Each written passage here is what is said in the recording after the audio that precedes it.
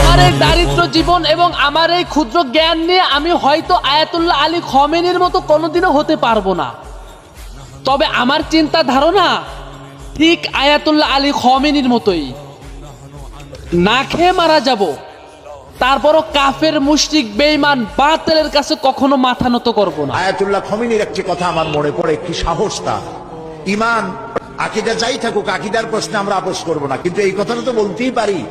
যখন আমেরিকা তাকে বলেছিল যে আমার দূতাবাস থেকে যে 56 জনকে গ্রেফতার করা হয়েছে আমেরিকান, এদেরকে ছেড়ে দাও, তা না হলে তোমার খাদ্য রসদ আমেরিকা থেকে যত সাহায্য যায় সব বন্ধ করে দেওয়া হবে।